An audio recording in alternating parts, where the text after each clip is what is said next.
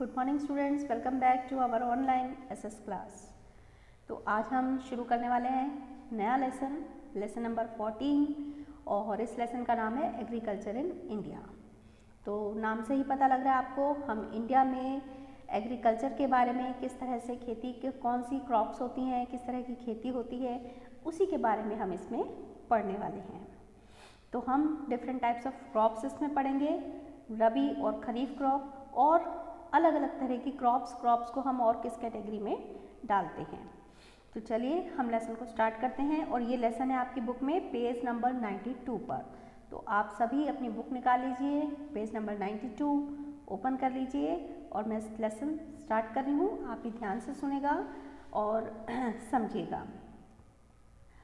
Fertile land, good rainfall, tropical climate and availability of natural resources have made India an agricultural country।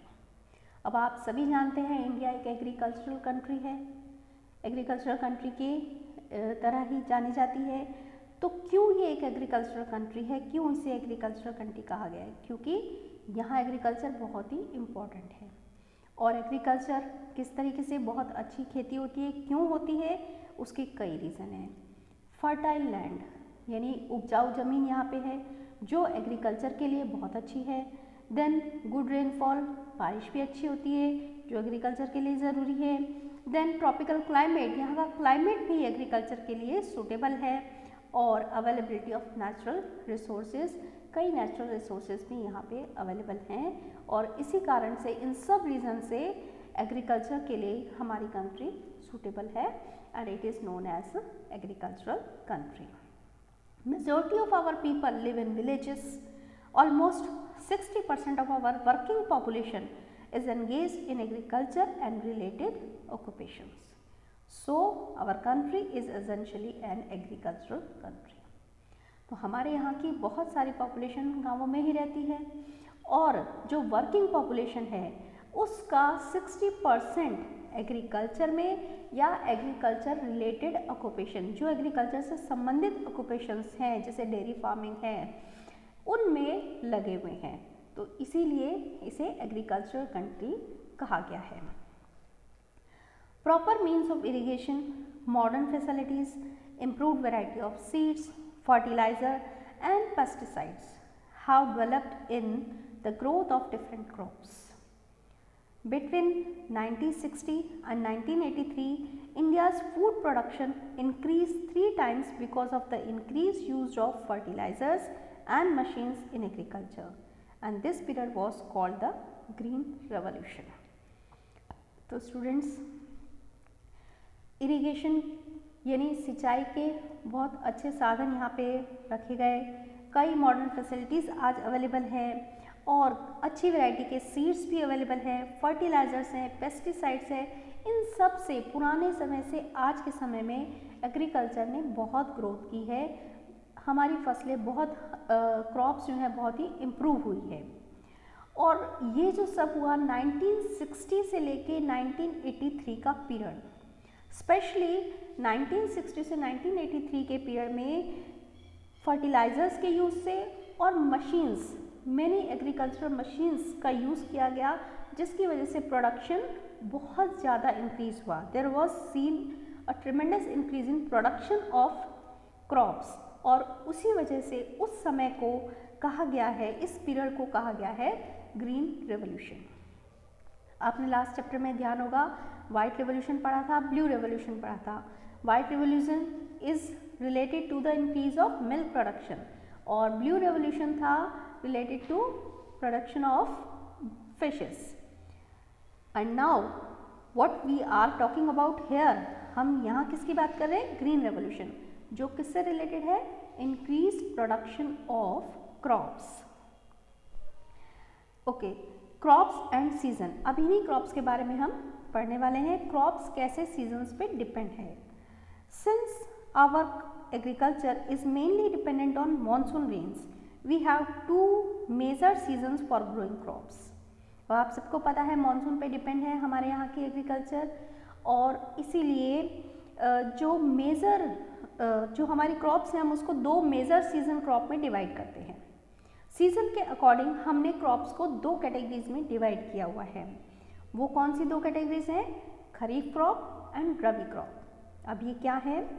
Kharif season begins at the start of monsoon when seeds are sown in the field. These crops are ready for harvesting in October, November. Rice, millets, jute, maize and cotton are kharif crops. जो खरीफ season है वो start हो जाता है monsoon के start होने पर, यानी जब मानसून स्टार्ट होता है जुलाई अगस्त के समय में, तब ये सीज़न स्टार्ट हो जाता है और ये अक्टूबर नवंबर तक हार्वेस्टिंग के लिए तैयार हो जाती हैं। हार्वेस्ट होकर के ये कटने के लिए तैयार हो जाती हैं। मेन इम्पॉर्टेंट जो खरीफ क्रॉप्स हैं उनमें कौन सी क्रॉप आ जाती है? Rice, millets, jute, maize, cotton, ये मेन खरीफ क्रॉप्स हैं। अब बात करते हैं रबी की। Rabi season begins in October and continues through winter months.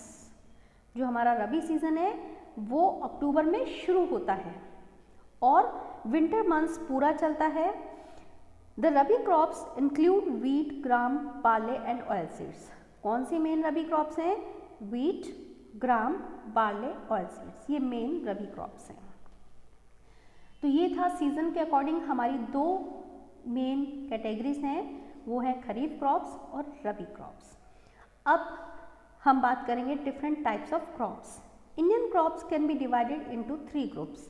हमारी जो इंडियन क्रॉप्स हैं उनको हमने 3 कैटेगरी में डाला है, 3 ग्रुप में डिवाइड कर रखा है।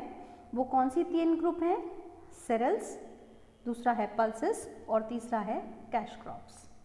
Serials, these include crops like rice, millets, maize and wheat. Cereals means अनाज। इसमें हमारे कौन से आ जाते हैं? राइस है, मिलेट्स है, मेज, व्हीट यानी चावल, गेहूँ, बाजरा, ये हमारे अनाज हैं, इन्हें हम सीरियल्स कहते हैं। Rice is grown in the monsoon season as it needs plenty of water. Major rice producing states are Assam, Bihar, Andhra Pradesh, Telangana, Punjab, Haryana, West Bengal, Odisha, Uttar Pradesh, Tamil Nadu, Kerala and Maharashtra. Rice monsoon season में लगाया जाता है क्योंकि इसको बहुत पानी चाहिए होता है। राइस क्रॉप के लिए काफ़ी पानी चाहिए होता है, इसलिए ये मानसून सीजन में लगाया जाता है। और जो मेन स्टेट्स हैं जहाँ पे राइस की प्रोडक्शन होती है वो ये सारी स्टेट्स आपको बताई गई हैं, असम, बिहार, आंध्र प्रदेश, तेलंगाना, पंजाब, वेस्ट बंगाल, उड़ीसा, इन सभी जगह पे राइस क्रॉप होता है। अब दूसरा जो मेन अनाज है वीट, गेहूँ, जो हम सभी खाते हैं। Wheat is a major crop which is sown in winter. Wheat कब बुआई होती है? वीट की विंटर में इसे बोया जाता है, सीड्स डाले जाते हैं एंड रीप्ड इन समर सीजन, गर्मियों में इसे काटा जाता है। It needs cool temperature and moderate rainfall. क्यों? क्योंकि इसको कम टेम्परेचर चाहिए, ठंडा मौसम चाहिए और रेनफॉल भी मीडियम चाहिए। Most of the wheat crop is obtained from Punjab and Haryana. Some parts of Uttar Pradesh and Madhya Pradesh also grow wheat. जो हमारी ज़्यादातर गेहूँ होती है, वीट क्रॉप होती है, वो कहाँ से आती है? पंजाब, हरियाणा।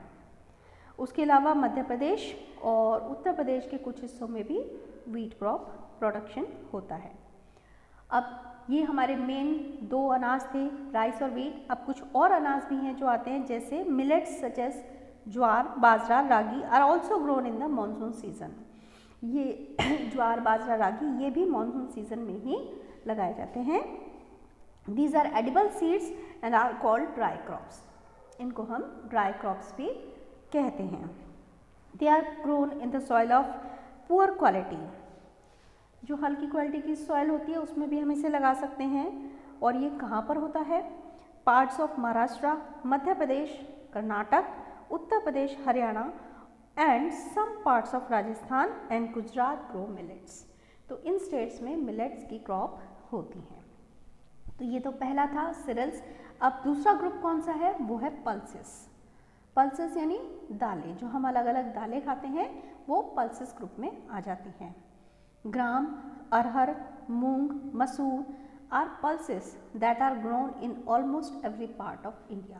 तो ये जो पल्सेस हैं, ग्राम, अरहर, मूंग, मसूर, ये इंडिया के लगभग हर पार्ट में होती हैं, हर जगह पे होती हैं। and these are very rich in protein and are an important part of diet of Indians, especially for vegetarian. ये हम सबकी डाइट का एक बहुत इम्पॉर्टेंट पार्ट है, हम सभी लोग अपनी डाइट में लेते हैं और प्रोटीन्स के लिए भी ये बहुत अच्छी होती हैं और स्पेशली वेजिटेरियंस के लिए ये बहुत ही इम्पॉर्टेंट है। तो ये सेकंड ग्रुप था और अब लास्ट थर्ड ग्रुप है कैश क्रॉप, जिसके बारे में हम थोड़ा सा डिटेल में कल पढ़ेंगे। Till then good bye.